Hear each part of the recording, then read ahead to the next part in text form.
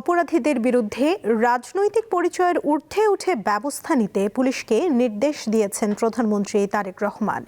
আজ পুলিশ সপ্তাহ উপলক্ষে এক অনুষ্ঠানে তিনি বলেন, সরকার একটি জনবান্ধব পুলিশ বাহিনী গঠন করতে চায়। এটি মাথায় রেখে সবাইকে কাজ করতে হবে। পুলিশ সপ্তাহ উপলক্ষে সোমবার প্রধানমন্ত্রীর কার্যালয়ে আয়োজন করা হয় বিশেষ কল্যাণ সভা। এতে মূল বক্তব্য রাখেন প্রধানমন্ত্রী তারেক রহমান। এ সময় তিনি আইন শৃঙ্খলা রক্ষাকারী বাহিনীকে বেশ কিছু দিক নির্দেশনা দেন। এখানে যে বিষয়টি আলাপ হয়েছে আবারও প্রধানমন্ত্রী বলেন, বর্তমান সরকার গণতান্ত্রিক অধিকার এবং সমৃদ্ধ, স্বনির্ভর ও মানবিক বাংলাদেশ গড়ার লক্ষ্যে কাজ করছে। এক্ষেত্রে আইন শৃঙ্খলা রক্ষাকারী বাহিনীকে ভূমিকা রাখতে হবে।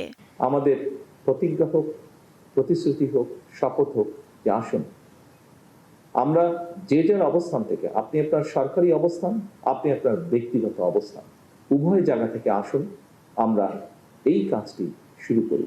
আমরা কতটুকু দিতে পারি দেশকে, আমরা কতটুকু দিতে পারি রাষ্ট্রকে, আমরা কতটুকু করতে পারি জনগণের জন্য। পুলিশ সদস্যদের আবাসন সহ বিভিন্ন সমস্যা প্রসঙ্গে সরকার প্রধান বলেন, অতীতে বিভিন্ন উন্নয়ন প্রকল্পে অপ্রয়োজনীয় খরচ হয়েছে, এর চাপ পড়েছে বর্তমান সরকারের ওপর। এই যে 4 গুণ দামে রূপপুর আণবিক নিউক্লিয়ার পাওয়ার রিঅ্যাক্টর তৈরি করা হলো, এটির পয়সা যে ঋণ যে শোধ করতে হবে, এটি তো এখানে উপস্থিত প্রত্যেকটা মানুষের মাথার উপরে সেই ঋণ পড়েছে।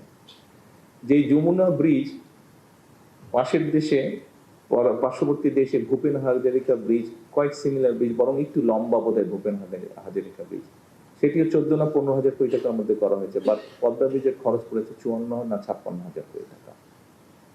কিন্তু আলটিমেটলি তো এখানে উপস্থিত প্রত্যেকটা মানুষ সহ 20 কোটি মানুষের উপরে এই ঋণের বোঝা এসে পড়ছে। প্রধানমন্ত্রী আরও বলেন, সততা, মেধা ও দক্ষতাই হবে পুলিশের নিয়োগ, বদলি ও পদোন্নতির মূলনীতি। এই নীতি বাস্তবায়নে কর্মকর্তাদের আন্তরিক সহযোগিতা প্রয়োজন। গুরুত্ব সহকারে দয়া করে পালন করবেন। দিলশা দানি, দীপ্ত সংবাদ, ঢাকা।